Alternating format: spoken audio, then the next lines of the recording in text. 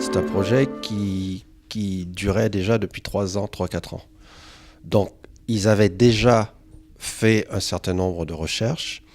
Ils avaient déjà interviewé.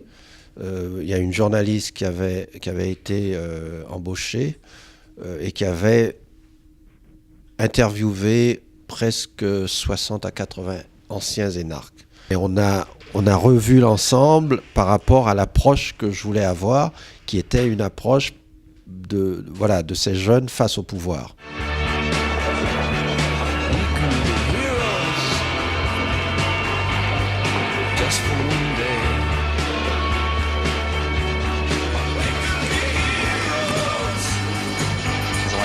Abel Terminski.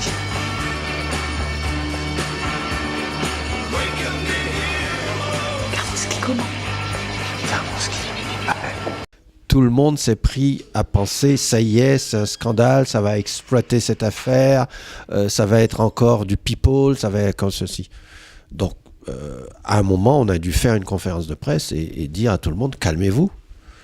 D'abord, personnellement, j'ai jamais fait de film qui était racoleur. J'en suis pas au tournage. On est en train d'écrire, donc calmez-vous. Jugez-moi le film fini.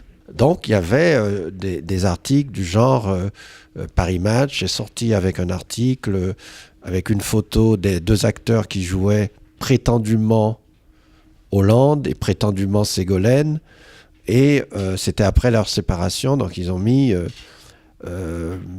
séparés dans la vie, mais unis dans un film, un truc comme ça.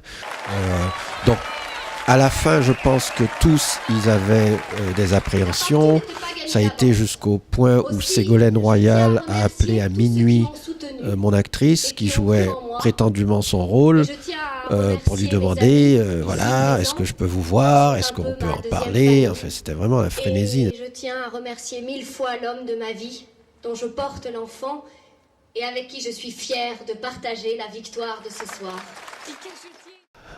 Au final, je me rappelle à la première du film, les premiers à venir me serrer la main, c'était les énarques, dont le directeur de l'époque de l'ENA, qui, en fin de compte, qu'est-ce qu'on a fait? Le film les humanise. Puisque l'idée qu'on a des énarques, c'est que ce sont des êtres froids, calculateurs, qui ne pensent que à l'impact des choses, à gérer au mieux le possible, qui n'ont pas de cœur. Et là, on montre des personnages qui, justement, sont des êtres humains, qui pleurent, qui se mettent en colère, qui ont des états d'âme, etc. Donc, je pense qu'ils étaient plus que fiers même de ce que le film, du portrait que faisait le film. Parce que j'ai montré des êtres humains.